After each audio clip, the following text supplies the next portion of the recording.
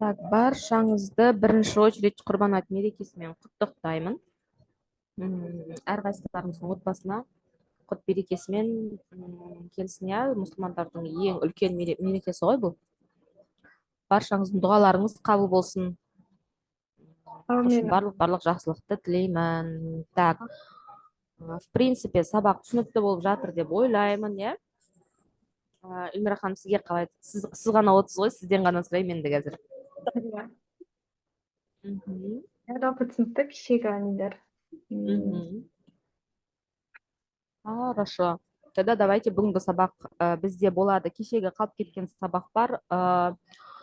Бағаның қозғалысын түсіндік. В принципе, уровеньнің түрлері және де трендтің түрлерін өтеміз бүгін. И биржаның түсінігі, брокер түсінігі, брокерден демо счет пен реал счет ашамыз, және де реал счеттан қалай ақша толтыру керек екенін көрсетемін. Оны толтырмай өз еріктеріңізде, егер әрине шынымен ақшамен жұмыс жасаймын десеңіздер, толтыру керек болады. Бұл сіздердің как мысалы банковский счетта ақша жатқан сияқты, брокерский счетта дәл солай ақша жатады, және де сіз сол жерден кәдімгі маркетплейстерді, например, айтайық, иә, Каспида зат сатып алғаныңыз сияқты зат сатып аласыз. Просто Каспидан айырмашылығы, Каспида сатып алған затыңыз сізге қолыңызға келіп түседі, иә, материальный. Бұл жерде сіз электронный зат сатып аласыз и электронный оны сата аласыз деген сияқты. Қазір оны потихоньку өзіне барған кезде түсіндіремін, брокердің. Одан бөлек бүгін біз өтеміз еще так, сделкалардың түрлері, яғни сіз белгілі бір затты сатып алу үшін не істеу керексіз және сату үшін не істеу керексіз, соның барлығы түсіндіріледі.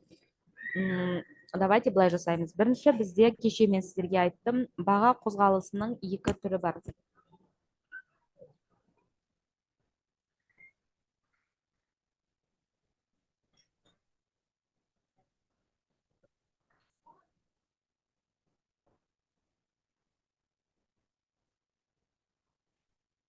Баға қозғалысының екі түрі бар. Бірінші, ол бағытталған қозғалыс. Екінші, ол бағытталмаған қозғалыс.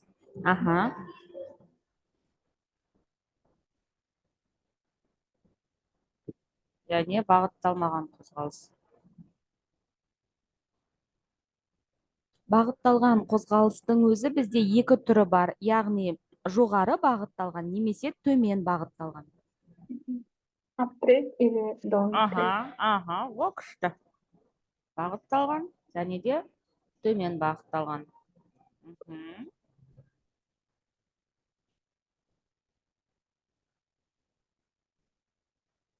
Соответственно, мынаға мен қазір қатты тоқталмаймын, өйткені мен сізге кеше айтқанмын. Бағытталмаған бұл бізде флет деп аталынады, немесе боковик деп те айтады.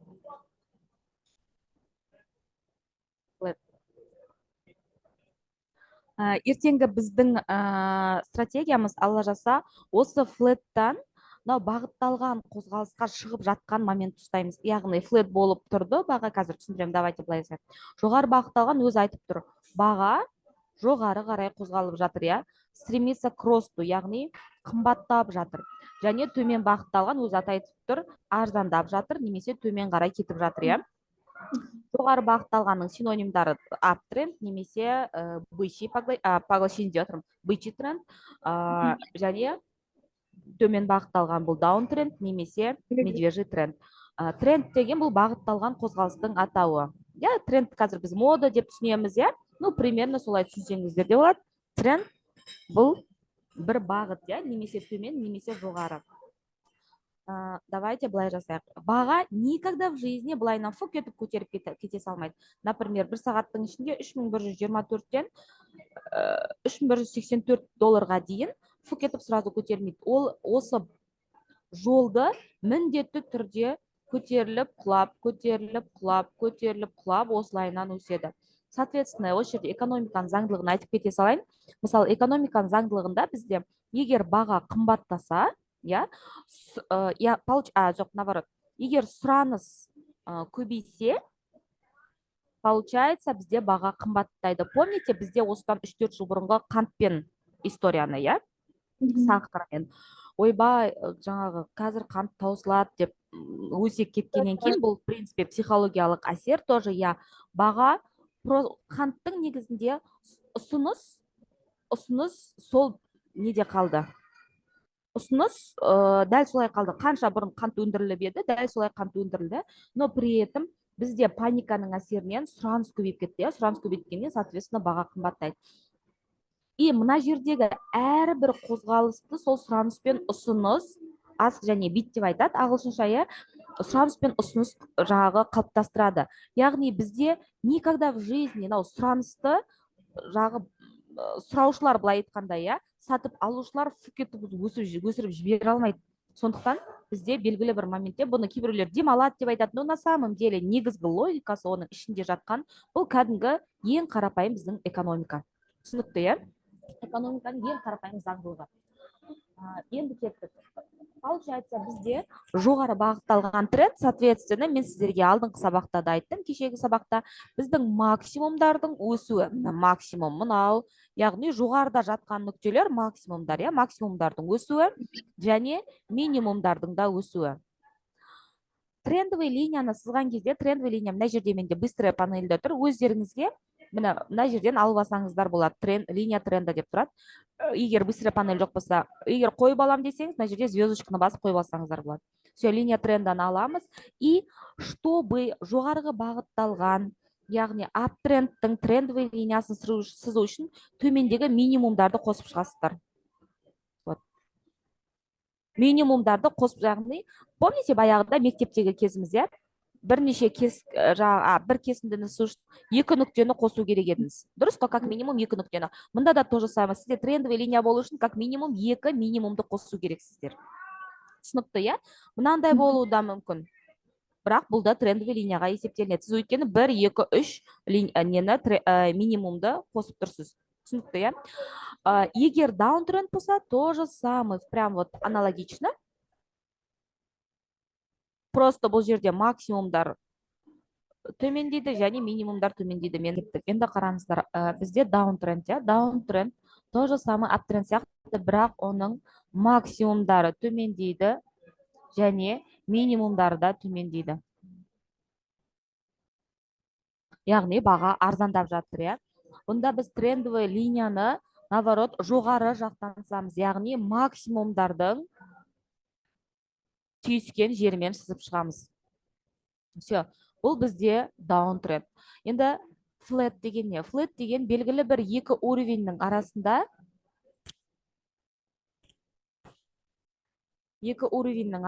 баға шыға алмай жүріп қалады. Яғни белгілі бір не жоқ, белгілі бір бағытталған қозғалыс жоқ, Мына жерге дейін де локально тренд беру мүмкін. Сіздерге ол былайынан болады. Мына уровеньге барады, трелет, мына уровеньге барады, трелет. Мына жерде ложный пробой беріп, қайттан трелеу мүмкін. Ол ложный пробойды ертең қалай біз жаңағы кішкене ложный пробой негізінде анықтау мүмкін емес вообще, но кішкене избежать можно, кішкене қашып құтылуға болады. Олардан азайтуға болады ложный пробой несін. Оны ертең стратегияның барысында түсінесіздер. Получается, флэт деген бізде екі уровеньнің арасында бағаның қозғалысы шыға алмай. Белгілі бір бағыты жоқ. Так, түсінікті, Енді осыны біз көреміз графиктан. Қараңыздар, мына бір аймақ, мына бір кескін. Сразу айтайын, тренд недолговечный. Трендтің өзгеру жерлері болады. Тренд белгілі бір деңгейге дейін барады, және белгілі бір үлкен таймфреймдағы уровеньге барғанда ол уровеньді жара алмай, қайттан келесі нисходящий тренд бастауы мүмкін. Сондықтан никогда не думайте, что мына жердегі тренд әрі қарай нисходящий болып жалғасады деп, ол в любой момент может жаңағы восходящийға ауысуға. Но локально біз қазір көріп тұрмыз, что нисходящий тренд. Осы трендтің мына қозғалысы былайынан, мына қараңыздар. Түсті коррекция, импульс коррекция, импульс коррекция и импульс. Яғни, бұл жердегі біздің максимумдар міне 1, 2, 3, Осы максимумдардың біз трендовый линия жүргізу үшін қосып шығамыз. Тағы да айтам, 2 максимумды қоссаңыздар жеткілікті, не обязательно 3. И енді бұл бізде даунтренд, жаңағы нисходящий тренд, немесе медвежий. Осыған дейінгі қозғалысты көрейік міне. Мына қозғалыс полный бізде аптренд. То же самое міне қараңыздар. Импульс коррекция. В принципе, мына импульске жатпайды. Дальше импульс коррекция, импульс коррекция, импульс дейік. Мынау бізде басқаша сіздер көріп тұрсыздар, максимумдарда өсіп жатыр, я баға қымбаттап жатыр, және минимумдарда өсіп жатыр. Бұл жерде бізде трендовый линия тағы да айтам астымен жүргізіледі. Астындағы минимумдарды прям осылайынан кескін қылып жүргізіп шығу керек. Так, бізде бір кісі кіре алмай отыр ау деймін. Аха, все. Так, бұл түсінікті. Енді давайте флетті іздеп көрейік. Мынау бізде как сложная коррекция идет. Мынау флетқа жатпайды. Коррекцияның да өздерінің түрлері бар. Так. Вот мына жер больше жатады флетқа мына. Мына екі уровеньнің ішінде баға бірнеше уақыт жүріп қалған. Көрдіңіздер ғой, иә? Мына осы қозғалыста бізде белгілі бір не жоқ, тренд жоқ, е нисходящий тренд жоқ, е восходящий тренд жоқ, иә? Қараңыздар. Трелді уровеньге өте алмады, трелді өте алмады, иә? Соответственно, осы жерде бұл мынау бізде флет деп аталынады. Ертең біз стратегияны өткен кезде сіздерге бір беретін стратегияда осы трендтан хорошо жазылып жатыр, не запись жазылып жатыр сабақ. Осы трендтан біз осы флеттан біз келесі трендовый қозғалысты ұстап қалуға тырысамыз. Так, ол үшін бізге мен сіздерге айттым, алдында әрбір беретін менің сіздерге ақпаратым, ол сіздерге ертең стратегияны тез қабылдауларыңызға көмек беретіндей қолданылады. Екінші нәрсе біз қазір айтатынымыз уровень. Уровень деген не? Уровень деген жалпы былай жасайық. Бізде уровень деген бар, деңгей, бағаның жарып өте алмайтын деңгейі. Уровеньнің екі түрі бар. Так. Былай жасайық. Уровеньнің екі түрі бар. Ол бізде либо поддержка, либо сопротивление. Яғни баға егер осы деңгейді жарып өте алмай, иә, мысалы мына бір деңгейді жарып өте алмай, үстінде жүрсе, мына баға осы үстінде жүрсе, бірнеше рет тиіп жара алмай, үстінде жүрсе, бұл бізде аталынады поддержка деңгейі. Яғни бағаны поддерживать етіп, жоғары қарай көтеріп жеріп жатыр. Егер баға белгілі бір деңгейді жара алмай, баға астында жүрсе, мынау бізде сопротивление деңгейі, яғни баға қарсыласып жатыр, әрі қарай өсіп кетуге. Бұл жерде былай айтсаңыздар болады. Сопротивлениені как потолок сияқты елестетсеңіздер болады. Бағаның жарып өте алмайтын. Бірақ сразу айтайын, потолок бізде бетонный потолок емес, бұл жерде пластмасс потолок.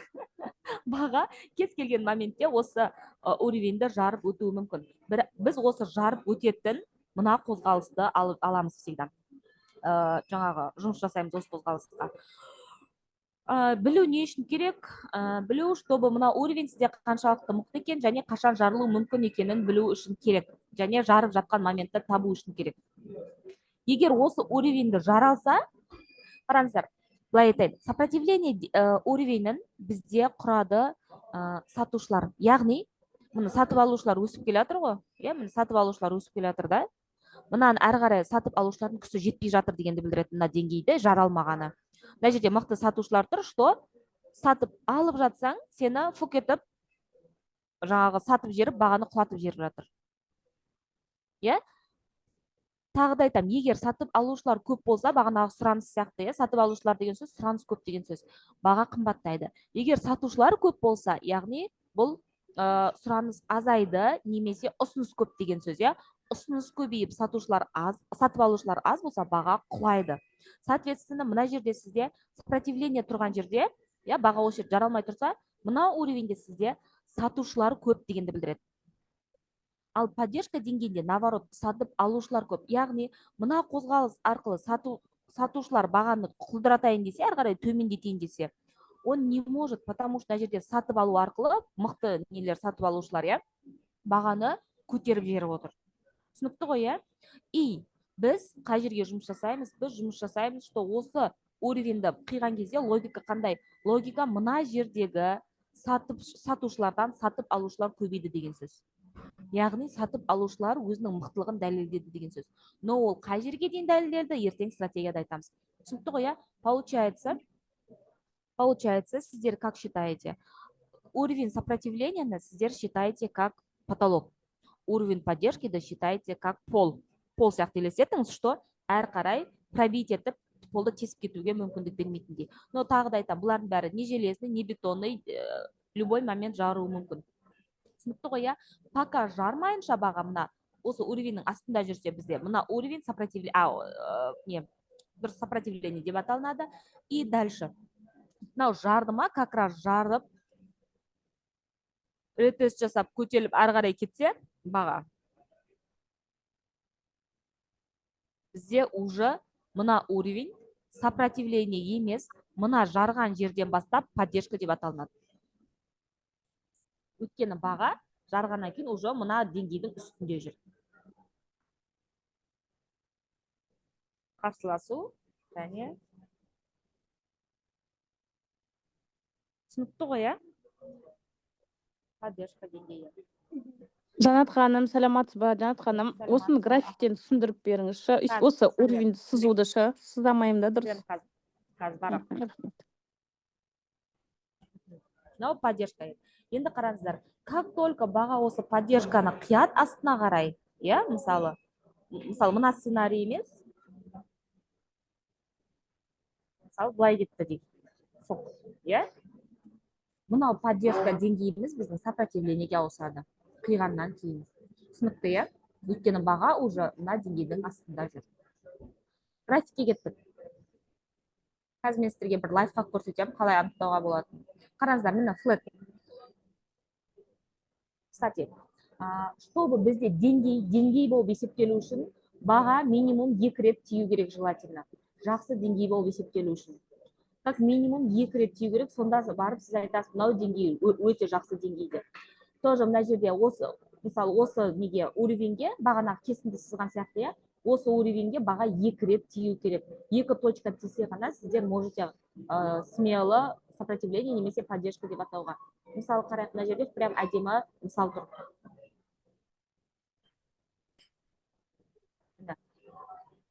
Мына тұрған деңгейге, мына бағаның $3367 барған деңгейінде баға 2 рет тиген осы деңгейге келіп. Оны көріп тұрсыздар ма? 1 рет тиген. Ашайын,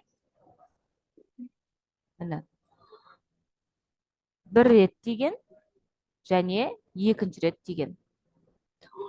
Астында тоже самое міне. Астында уже мынау сіздерде пока мынау қимайынша, мына жердегі жасыл свечамен, мына полный денесімен қиып тұр.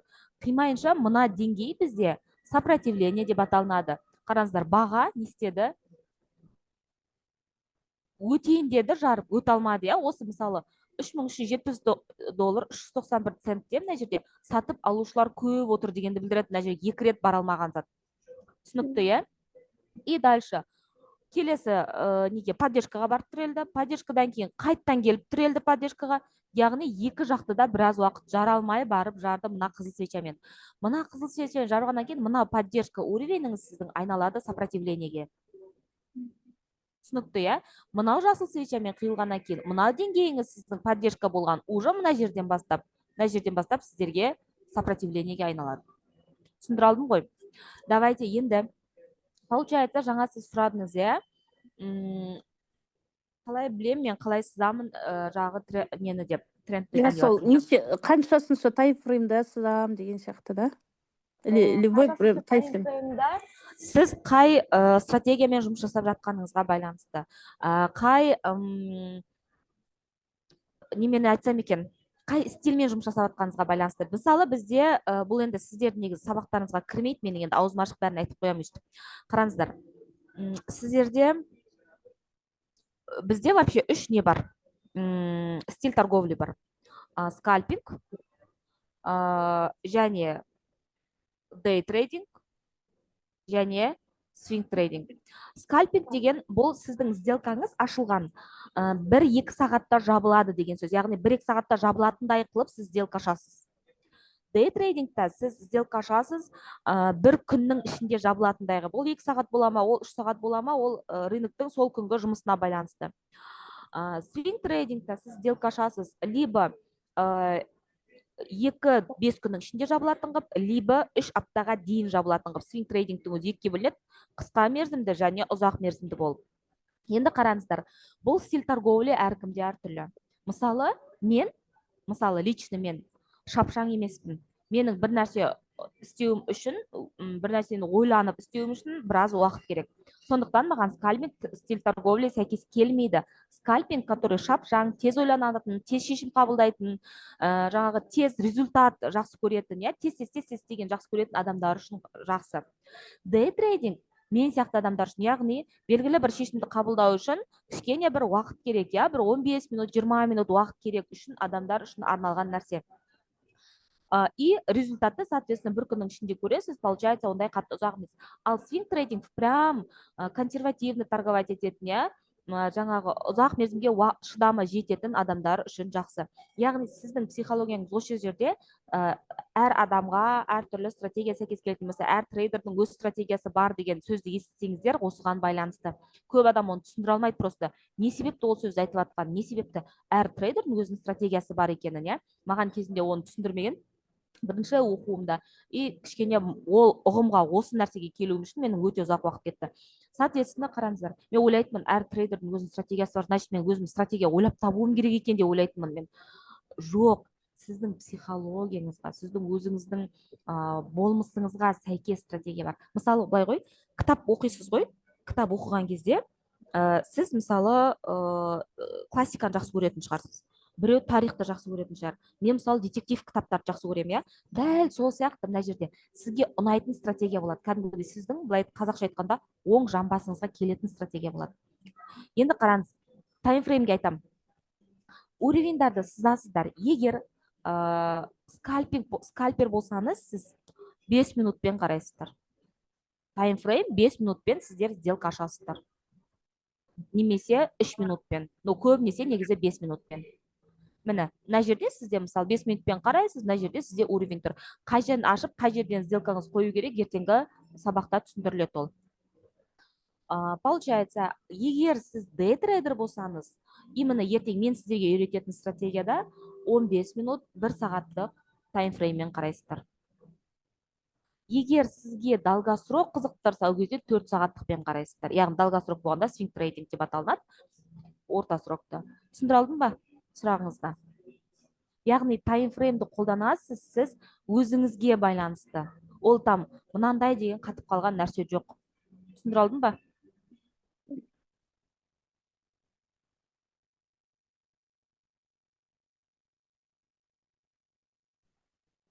Уровень сіз 5 минутқа өтесіз, и сол жерден уровень сыз. Қазір мен сіздерге бір кішкене лайфхак айтамын, кішкене оңайлататын уровень сызуды. Уровеньде ең маңызды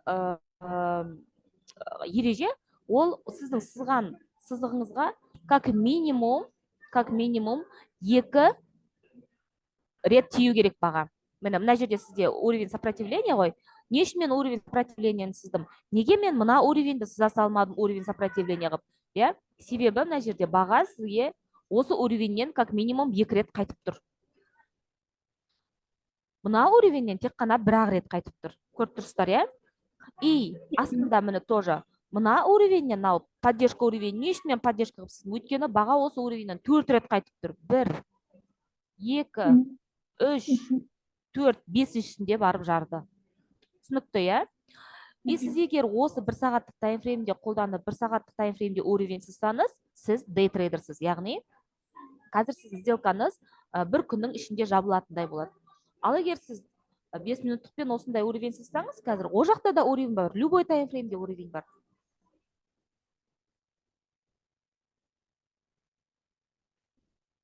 Мына уровень, уровеньді негізі мынандай немен аралықпен, сызсаң, диапазонмен сызсаңыздар да болады, міне. 1 рет дейді, 2 рет дейді, ол кезде мына полностью мынан бәрі тиген болып сіледі. И 3 рет дейді, сосын барып жарып тұр. Немесе міне.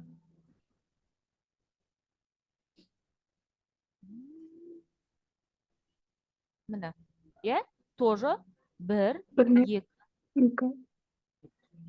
Астында тоже самое. Міне. Көрдіңіздер, міне. 1 рет тиіп тұр, 2 рет кеп тұр, и үшінші рет келіп тұр, сосын барып қиды. Жарды. Иә? Мынау бізде уровень сопротивления, мынау бізде уровень поддержки, мынау бізде уровень сопротивления. Сіз егер осы 5 минуттықта уровень сызсаңыз, сіз как скальпер ретінде, яғни мынау 1 сағаттың ішінде сіздің сделкаңыз орындалады. Егер сіз тағы да айтамын, 1 сағаттық немесе 30 минуттық таймфрейм қолданып уровень сызсаңыз, бұл кезде сіз уже дей трейдингке қарай жұмыс жасайсыз деген сөз. Ол стратегияға байланысты. Ертең мен сіздерге стратегияны айтқан кезде потихоньку түсінесіздер. Енді мен сіздерге бір лайфхак айтам дедім, соны айтайын, сосын брокерге көшейік. Былай жасауға болады. Мына жерде, мына стиль баров деген жерде сізде линияны бассаңыздар, сіздерде мынандай линия шығады. Осы линияның мынау ұштары тұр ғой, мына, иә, осы тоже уровень болып есептелінеді, мына. Получается, мынау, иә, ұш келіп сүйірленіп, баға қайтты, иә, осы тоже уровень болып есептелінеді. Осылай да табуға болады уровеньді. Мынау уровень, мына уровень, мынау сопротивление, сопротивление, сопротивление, поддержка. Енді мына жерде баға құлап атқасын былай көрініп тұр, иә, поддержканы қалай көрсем екен, мына. Мына жерде мысалы поддержка, пока мынау жоғары жақта жүргенде, мынау сізде поддержка ретінде атқарады. Көрдіңіз ғой, мына жерге келгенде баға ойланып, көтеріліп, сосын барып қиып жатыр, иә. Мынау конкретный поддержка. 1 сағаттықта осылай анықтап алып, потом 5 минуттыққа өтіп қарасаңыздар, кәдімгі немен. Блин, мына жерді сызып алу керек еді. Қайттан. Міне. Мысалы айтайық, мынау. Иә. Мына жер.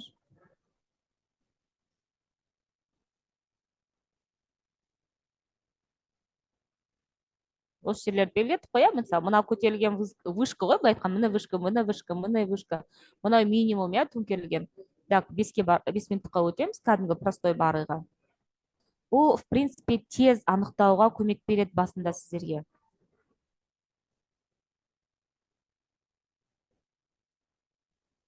Енді табу қиын болады ғой оны.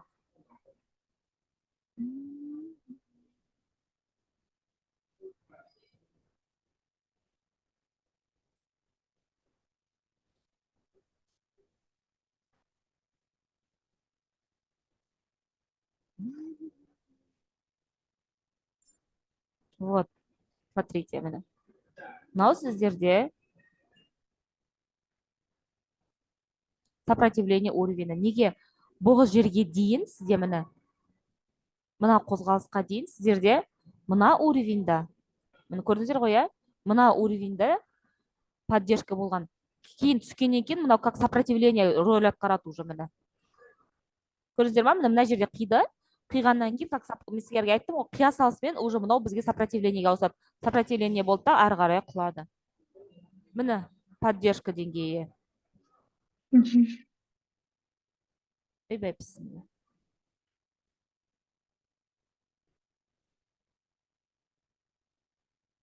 Міне бірнеше рет тиіп тұр мына жерге тоже.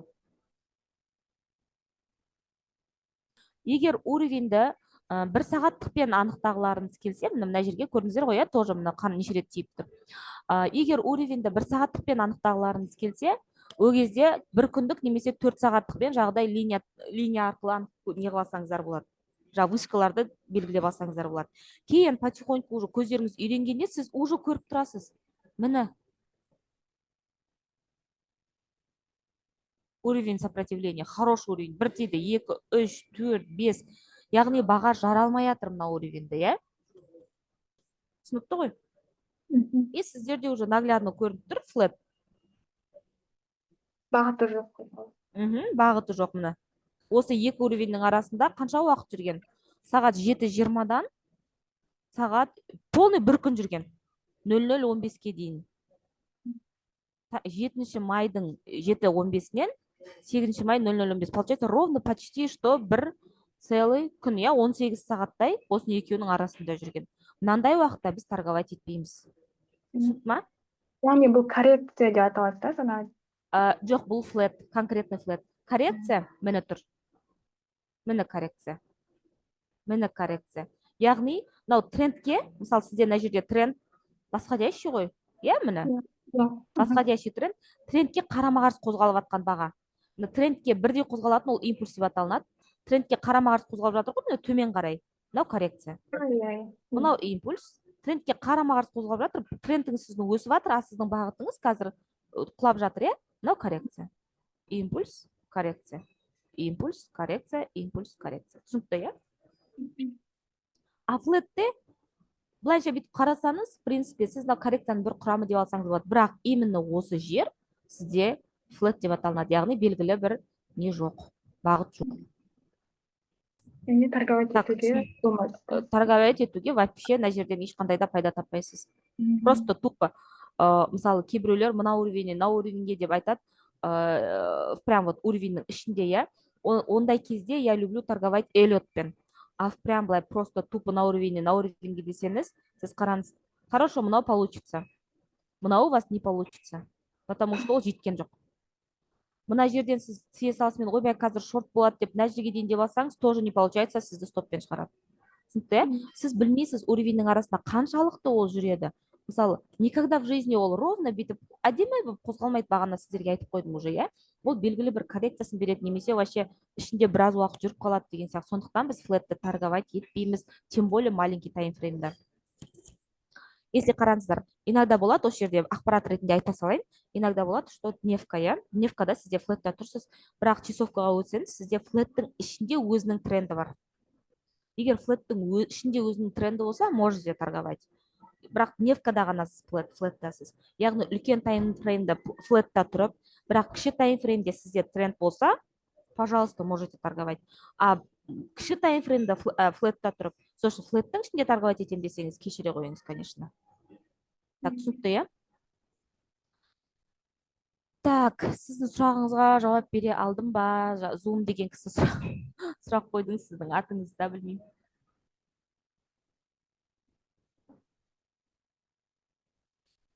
Если түсінбес, екі тиген жерді бағаның екі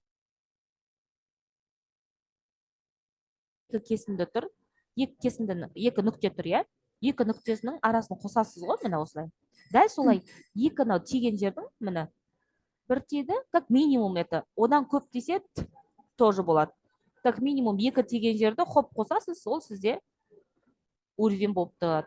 Если қосылған жеріңіздің жағы несі баға төменде жүрсе, бұл уровень сопротивления. Егер екі нүктені қосқан жеріңіздің кесіндіңізден баға жоғары жүрсе, ол бізде уровень поддержки. Түсінікті ма? А сделкаға қалай кіру керек, қай жерден кіру керек, ол ертеңгі сабақ ала жазса. Все, давайте, қыздар, түсінікті болса, жігіттер, қыздар, біз қазір брокер ашамыз. Так, биржа, брокер. Биржа бұл бізде базар. Как базар ретінде елестетіңіздер, который, мысалы, тек қана жаңағы алтын сататын базар, тек қана киім сататын базар, тек қана продукт сататын базар, тек қана овощи сататын базар деген сияқты, мұнда да толық өздерінің базарлары бар. Мысалы, мен сіздерге кеше ғана айттым, алтын. Алтынның биржасы, базарлары деп айтайын, жақсылар ол оанда және FX7. Яғни бұл алтынға да және неге кетеді сосын?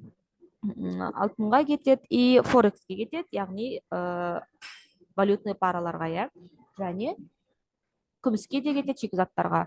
Мысалы, Тесланыкі.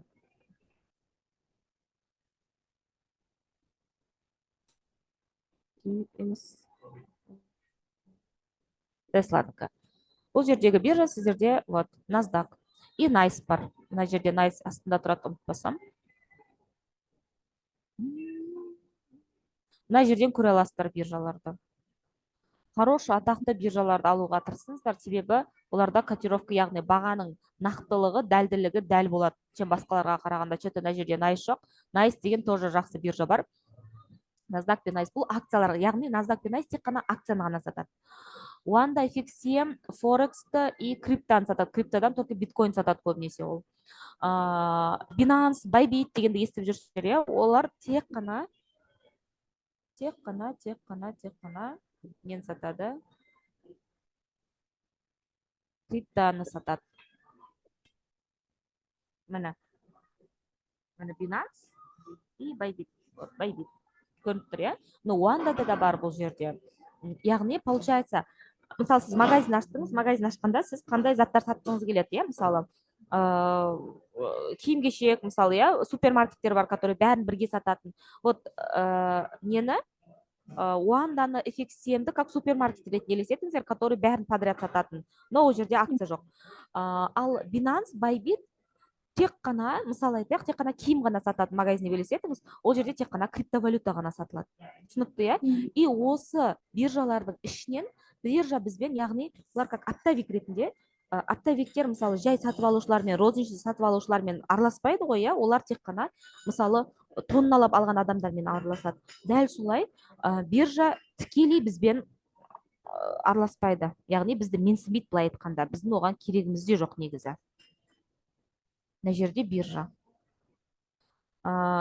Биржа, так, именно бізде Bybit пен не Binance, ол жерде биржа, брокер екеуі қосылған. Мен сіздерге кеше ғана айттым, ең жас рынок ол крипторынок. Крипторынок получается бізде навороченный деп айтайын былай, иә. Биржа мен брокер екеуі қосылған, но брокер. Яғни Bybit'та сізде и биржа, и брокер болып есептелінеді. Енді қараңыз, сіз биржамен сіз деп елестетіңіз, сіз никогда в жизни биржамен тікелей байланыса алмайсыз. Сіз только байланысасыз через брокер. Брокер, мысалы, базарға барғанда делдалдар болады ғой, иә, екі ортада жүрген, типа солай елестетіңіз, делдал брокер бізде. Соответственно, сіз брокерге өзіңіздің ақшаңызды бересіз. Брокер айтады биржаға, менде осындай сатып алушы бар. Сіз ғана бермейсіз ғой, сізден басқа миллиондаған адам бар, который дәл сол уақытта сделка ашып отқан. Олардың бәрі ақшаларын береді. Айтады, маған, например, Тесланың бір штук акциясын 200 теңгемен, 200 доллармен алып бер дейді мысалы. Сосын брокер айтады биржаға, 200 доллармен маған сататын адам бар ма? Иә, басқа брокерлер бар ма, болмаса басқа нелер бар ма? И биржада сол запрос орындалса, бұның бәрі автоматизированный жүреді негізінде. Просто мен сіздерге түсіндіріп жатырмын. И биржа сізге сол сұраған суммаңызда, например, 200 долларыңызда брокерге акцияңызды лақтырады. Ол акция болсын, ол алтын болсын, кез келген, сіз сұраған көлеміңізде, сіз сұраған суммада лақтырады. Яғни, былай ғой, бір штук алманы 10 теңгеге алайын деп едім, бар ма деп сұрақ жібересіз. Ол сізге бар деп сатады, и ол сіз алмаңыз қолыңызға түспейді, брокердің ішінде жатады. Яғни брокер оны сақтап қояды. Әр брокердің өзінің жаңағы жеке капитал емес, жеке қоймасы бар, который инвесторлардың, я трейдерлардың несін сақтап отыратын активтерін. Актив деген біздің сауда жасайтын нелеріміз, заттарымыз, былай айтқанда, как склад ретінде елестетіңіздер, соны сақтап қояды белгілі бір несінде. И, соответственно, сіз мысалы көріп тұрсыз, қазір хоп, баға өзіңіздің керек жеріңізге барды, сіз айтасыз брокерге, брокер, маған осы сатып алған затымды, мысалы мен 200 доллардан алдым ғой, 210 долларға барғанда, бұл 210 долларға бару керек па, бармау керек па, бізге стратегия көмектеседі ол жерде. 210 долларға барғанда сатып жер дейсіз. Брокер айтады, хорошо, соп, 210 долларға барғанда сіз оны даже не қылмайсыз да, автоматически сіздің сделкаңыз орындалады да, сатып жібереді. Соответственно, түсінікті, иә, биржасы қайдан іздейсіз, брокерді қазір түсіндіремін. Брокерлердің түрлері өте көп, оларға өздерінің қойылатын талаптары бар. Мен сіздерге қазір бір ғана брокерді көрсетемін. Оған тіркелесіздер ма, басқа брокер іздейсіздер ма, өздеріңіздің қалауларыңызда, қарауларыңызда. Просто мен өзімнің қазір қолданып жүрген брокерімді ғана көрсетемін. Өйткені басқа брокерлерді көрсетуге просто тупо уақыт жоқ. RoboForex. RoboForex неге мен бұл брокерді қолданамын? Себебі бүкіл инструмент бар ішінде. И акция бар, и алтын бар, и жаңағы и криптаңыз бар, и валютный пара бар. Яғни мен сауда жасайтын бүкіл зат ішінде бар. Сондықтан былай айтқанда супермаркетке кіріп заттарымды алып кететін сияқты, бір магазиннен алған жақсы көреміз, бәріміз. Сондай сияқты бүкіл нәрсе бар. Бұл негізінен бізге брокерлерге қойылатын талаптың біреуі, өзі негізі жалпы 4 талап бар, сол 4 талаптың біреуі. Так, RoboForex деп жаздыңыздар, кірдіңіздер, синий, наоборот, вход деген сөз, open an account, сіздер қазір мені ашамыз. Новый.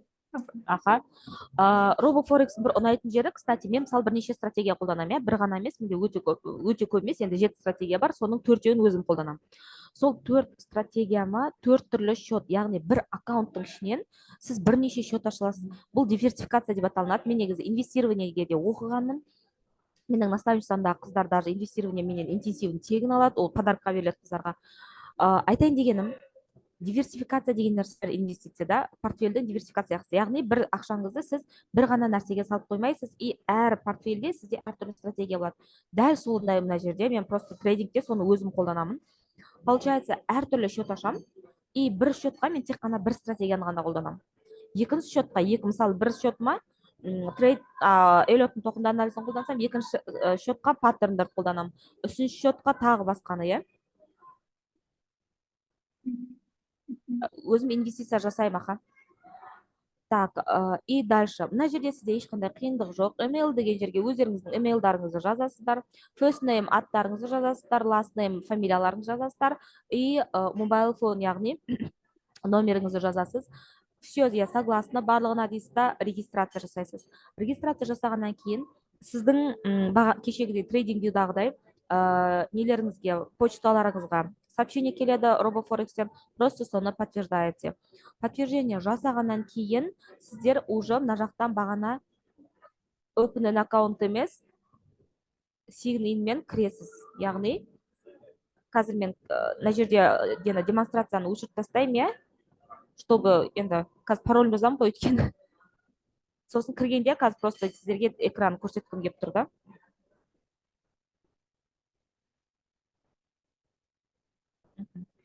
Так, экран көрініп тұрған жоқ, иә? Көріп тұрған жоқ. Просто ол қиындығы жоқ, мына жерге жаңағы тіркелген емейлдарыңызды и парольдарыңызды жазасыздар, ойлап тапқан.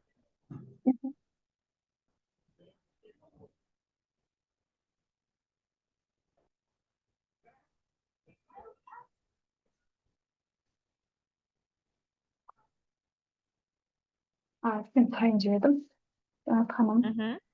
Жалпы мына трейдинг айналысқанда телефонмен ба или компьютермен ыңғайлы ма? Негізі анализді компьютермен жасайсыздар. Трейдинг Ни в коем случае анализді, иә, трейдингмен компьютермен жасайсыздар. Кірген кезде көп брокерлер негізі немен, соткамен, приложениемен кіресіздер. Мысалы, мұнда бізде қараңыз, жаңа айттым ғой, брокер бар деп, сосын брокердің қолданатын приложениесі бар. Ол приложениелер бізде платформа деп аталынады. Платформаның түрлері көп. MT5 бар, MT4 бар, сосын не бар, C-Markets бар, DX Markets деген бар, иә. Ең атақтылар бұл MT5 пен C-Markets. Дәл қазір мен MT5 пен қолданамын, яғни бұл просто приложение, сізге осы брокердің услугасын жасап беретін приложение просто. Қазір оны көресіздер. Так, мен мына жақта өзімше сіздерге түсіндіріп отырмын, сөйтсем не жоқ екен ғой. Көрініп тұр, иә? Экран. Әлі көрінбеді. Енді көрінді ма? Сіздерге осылай данный шығады. Если мен сияқты ағылшыншаңыз ақсап ұқсайтын болса, мына жерде русскийға ауыстырып алыңыздар. Или даже қазақшасы бар. И мұнда сіздерде жеке менеджерларыңыз тұрады. Жеке менеджерларыңыздың номері, жеке номері, телеграмы, ватсабы. Менде бір не бар, наставничествода болған бір жігіт айтады, что ватсаптан тезірек жауап береді, чем телеграмға қарағанда деп. Ну, в принципе, бәріміз сияқты ғой, ватсапта бізде көбінесе жеке сообщение келеді, сондықтан ватсаптан біз көбірек кіреміз, чем телеграмға, иә. Сондықтан, если вдруг басқа да сұрақтарыңыз болса, осы кісіге, осы өздеріңіздің персональный менеджерлеріңізге жазып, сұрақтарыңызды қойсаңыздар болады. Әрі қарай мен сіздерге айттым жаңа, бірнеше счет ашуға болады деп, қазір мен счет ашып көрсетемін. Ол үшін аккаунт деген жерге барасыздар. Бұл жерде реал аккаунт, демо аккаунт и партнер аккаунт деген бар. Партнер аккаунтқа енді сіздерге кішкене әлі ертерек. Партнер аккаунт бұл сіз артыңыздан, мысалы, кейбір трейдерлар бар, который мысалы партнер аккаунтта код береді, сол кодты, мысалы, сол код арқылы басқа да трейдерлар қосылса, сол кодтың иесіне, соответственно, какой-то процент түседі. Не сияқты ғой, енді артынан адам шақырған сияқты. Лично мен мұндай нәрсемен айналыспаймын. Маған ол керек емес. Реал аккаунт, либо демо аккаунт. Қазір мен сіздерге демо аккаунт ашып көрсетемін, потом реал аккаунтты. Демо аккаунтқа ақша салудың қажеті жоқ. Бұл жерде сіз жаңағы қазір мына жерде сумманы көрсетеміз, сол суммамен жұмыс жасайсыздар. реал аккаунтқа енді ақша салу керек болады, себебі бұл сіздің кәдімгідей реальный ақшаңыз. Демо аккаунттағы сумманы сіз қанша пайдаға шықсаңыз да шығарып ала алмайсыз, себебі ол жерде ақша кәдімгі ақша емес, просто виртуальный сіздің тест жасауыңыз үшін керек нәрсе. Кез келген брокерді ашқанда сначала демо аккаунтмен жұмыс жасап көріңіздер, ол брокерді чувствовать етіп көріңіздер, иә. Бірай жағы қалай айтсам екен, брокермен танысыңыздар, бір сөзбен айтқанда. В общем, демо аккаунтқа өтеміз.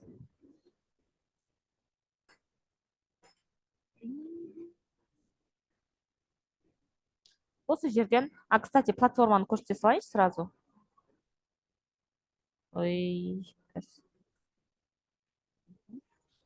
Мына жерде, мына ең астына түссеңіздер, мына жерде мына көрдіңіздер ғой, Airstocks Trader деп тұр. Мынау Airstocks Trader деген какой-то еще бір платформа, новыйдан шыққан. Честно, мен оны көрген жоқпын әлі қолданып. Міне. See other platforms деп тұр, басқа да платформаларды қарау. Басқа да платформаларды қараған кезде сізде мына жерде мына шығады.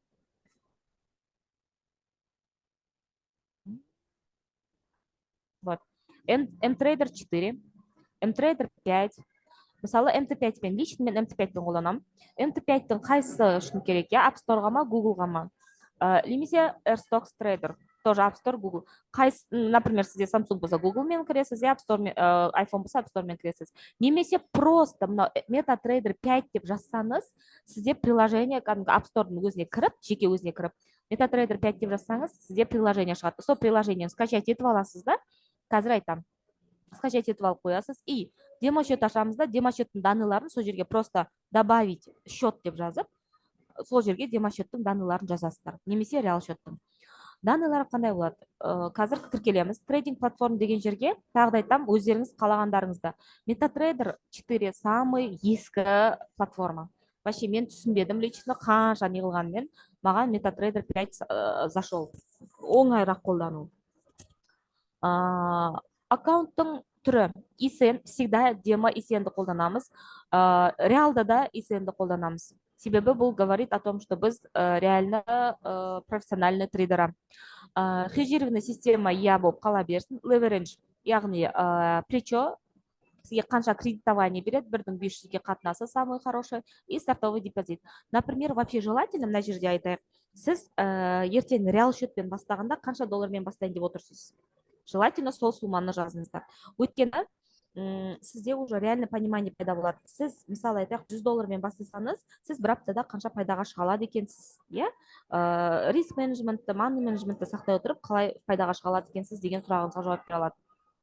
А так, на жерде 10 мың деп тұр, өздеріңіз қоясыздар. Паспорт, получается, нелеріңізді, парольдарыңызды жазасыз, и на жерге сол парольді қайталайсыз. Ну, например, скажем, блин, былай қойылдырмайды ғой бұл. Простой пароль қойдырмайды бұлар. Кстати, осы пароль жазған жерге, жаңа аккаунтқа пароль жаздыңыздар ғой, бастап тіркеліп жатқан кезде, сол парольдан бөлек пароль болсын. Себебі, егер вдруг, не дай бог, конечно, но қазір хакерлер өте көп, вдруг сіздің счетыңызды жаңағы взлом жасайтын болса, сол парольмен сіздің аккаунтыңызды взлом жасай алмайды. Сондықтан счет пен менің аккаунттың паролі екі түрлі болсын, мүмкіндігінше. И оны ұмытып қалмаңыздар, жазып қойсыздар ғой бір жерде.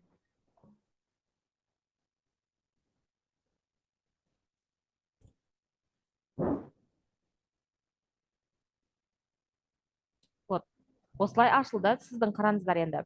Аккаунт номерлеріңіз мынау. Сіздерде жағы платформаны көшіріп алдыңыздар ғой, мына жақтан. Сол платформаның кірген кезде сіздерде добавить счет деп тұрады. Сол добавить счет деген жерге мына нәрсені жазасыздар. Мына цифраны жазасыздар. Пароль деген жерге мына жерге жазған парольдарыңызды жазасыздар. Мынау менің оқушыларға көрсететін универсальный пароль болып кетті бар ғой. Неше пароль не жаздым уже, счет ашып. Так, и не айтайын дедім. Аккаунттың типі, мынау данныйлары, и әрі қарай регистрация жасап кіресіздер. Бұл сіздерде проб деп жатыр ой, демо счет ашу. Әрі қарай, егер реал аккаунтқа счет ашатын болсаңыздар, мына жерде реал аккаунт деп тұрады, аккаунт деген жерде. Осы жерге тоже самый, дәл бағанағы демо сияқты, просто ол жерде не қабылдамай көрсетпейміз. Сумманы көрсетпейміз. MT5 choose мына көрдіңіздер ме бірнеше не шығады сіздерде МТ5 ICN желательно хеджирование системасы я доллар түрінде 1500-ге паспорт то же самое мына жерде енді ары қарай көрсетпей ақ қояйын иә пароліңізді и пароліңізді қайтарасыз конфирм деп жазасыз. Дальше аккаунттарды қайдан көре аласыз? Мына жерде аккаунт деген жерді бассаңыз сіздердің аккаунттарыңыз шығады. Мына жерде жаңа біздің ашқан міне алдындағы жаңағы басқа трейдерларға көрсеткен нелерім мынау. Получается, жаңа сіздің ашқан аккаунттарыңыз тұр. И егер толтыратын болсақ, менің тестовый нем қайда? Мынау сізде, мына қараңыз, демо деп тұрса, бұл демо счет.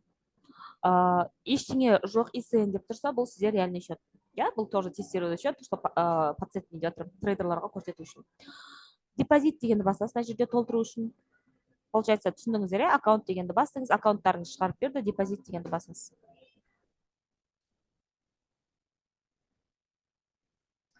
Депозитті басқаннан кейін, мұнда сізде бірнеше мүмкіндік бар толтыруға, яғни бірнеше түрін қолдансаңыз болады.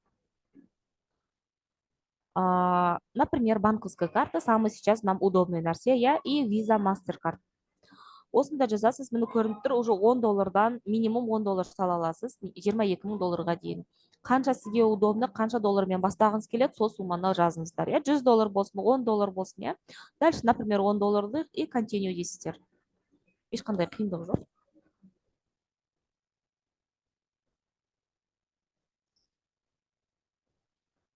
Дальше, депозит. И әрі қарай сізге карточканың несін даныйларын жазуыңызды сұрайды. Карточкалардың даныйын жазасыз. Хоп, сізге автоматом бір секундтың ішінде уже ақшаңыз счетыңызға келіп түседі. Счетқа келіп түскеннен кейін, мен көрсетпей ақ қояйын, мына unlimit деген жерге өткізеді қазір. Бұл сізден оплата алатын жер.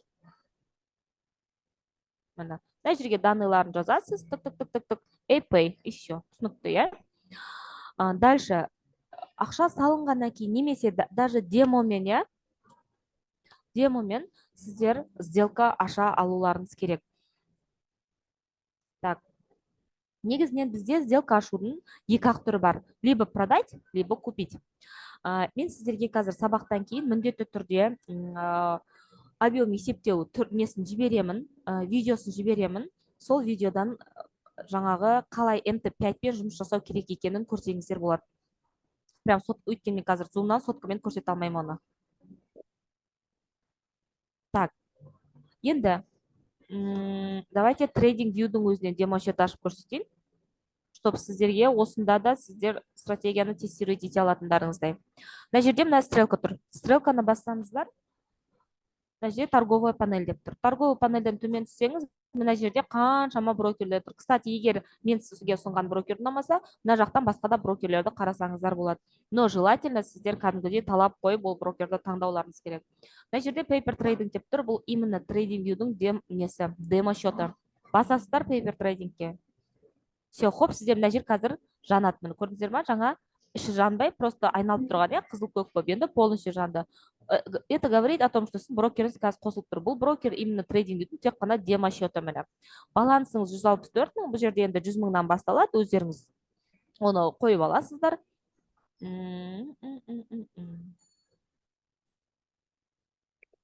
Міне, создать учетную запись деп өздеріңіз басқа счетты қойып алсаңыздар болады, өздеріңіз білесіздер. Міне.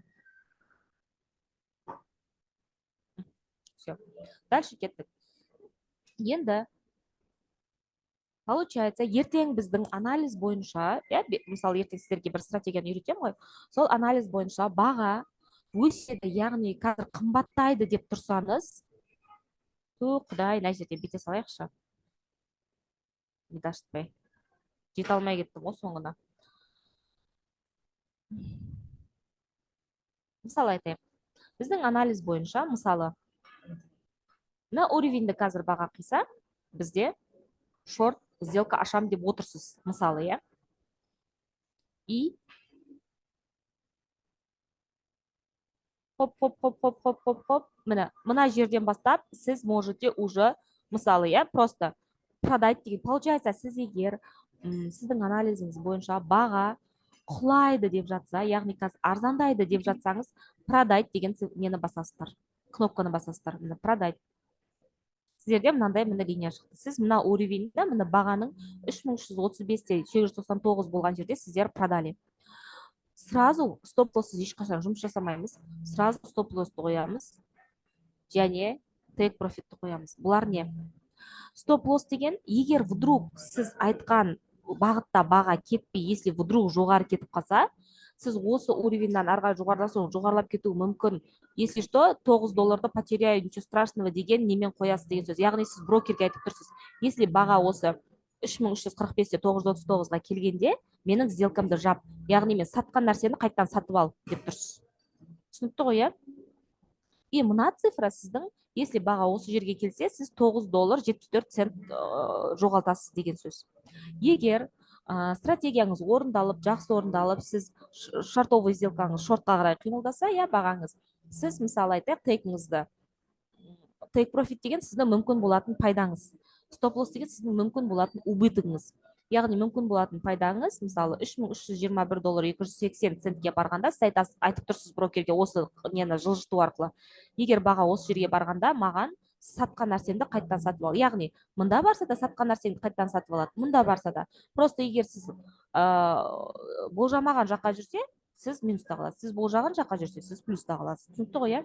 И біздің бүкіл стратегияларымыздың барлығы осы бағаның қозғалысын, былай айтқан кезде болжау. Иә, сол болжау арқылы біз пайда табамыз. Соответственно, баға сіз ойлап тұрсыз, қазір мына жерде тұрды, иә, 3336-076, и осы мысалы 1-2 сағаттың ішінде баға $3321.985 дейін арзандауы мүмкін деп болжап, сіз мына сделканы аштыңыз.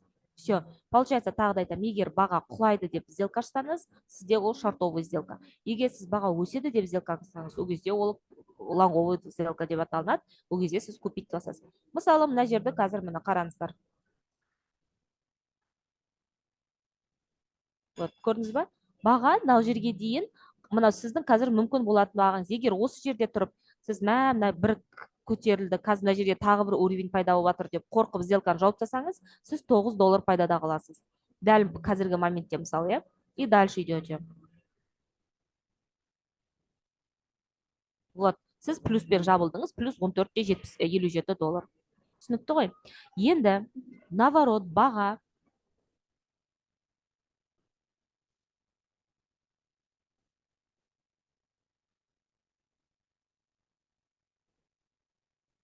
мысалы айтайық, сіз мына жерден уже баға жоғары қарай кетеді деп болжап, мысалы.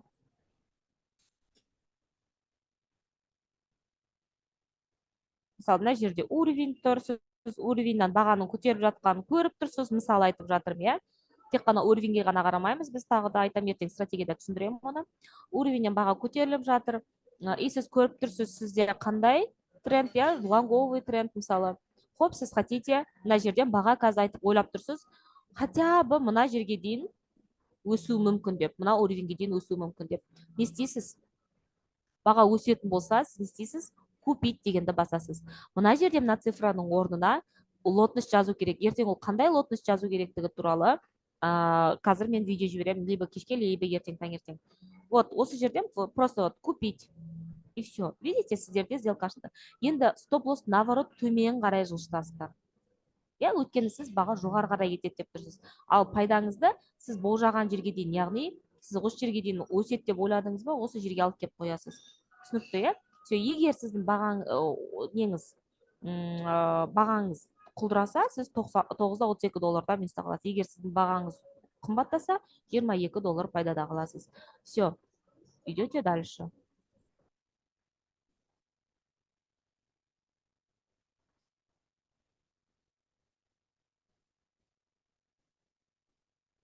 Мынандай жерлерде, мынау қазір демосчет қой, жай не қойсыздар. Мынандай жерлерде бар ғой, кәдімгі реал счеттарыңызбен жұмыс жасағанда, кәдімгідей психология подводить етеді. Қорқып, қазір жетпей қалам екен, қараш, қанша пункт жетпей тұр, қазір $15 жаба салайын деген ойлар кетеді, иә. Бұның бәрі қыздар, жігіттер психология, стратегиямен кәдімгідей жұмыс жасаймыз. Желательно тегті вообще қозғамаймыз. Қай жерге қойдыңыздар, сонда тұрады. Можете стопты қозғауға только жоғары қарай, яғни плюсқа қарай, а не то, что минусқа қарай, иә.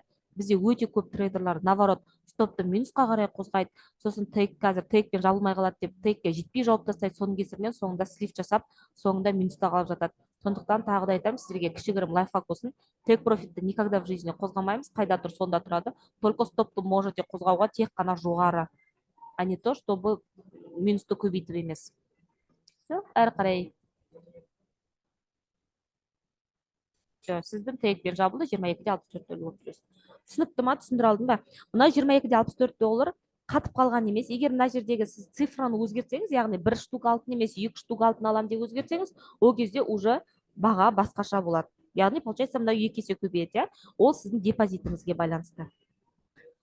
Так, бүгінгі сабақ осымен аяқталды, қыздар. Сұрақ бар ма? Рахмет сізге. Жанат ханым, күшті болды, қайта сізге сауаптар болды. Мынау құрбан айтқа үлкен мереке жасап отырсыз, кәдімгі ақшаға сатып алатын бүкіл білімді беріп жатырсыз ғой. Ары қарай алып кететін адам болсақ, енді тағы да повтор көремін. Кішкене сол уровень сызудан қиналамын да. 2-3 рет көрсем, может түсініп келетін шығар, Құдай қаласа. Бағанағы лайфхакты қолданып көріңіз. Көп адамға көмектесті ол лайфхак, в принципе, мынау линия арқылы сызып көріңіз. Үлкен таймфрейммен линияның көтерілген жерін неғып аласыз ба, белгілеп аласыз да. Кіші таймфреймда өзіңіздің керек таймфрейміңізге өткен кезде сол линияның примерно о жақ бұл жағында уже кәдімгідей уровень тұрады.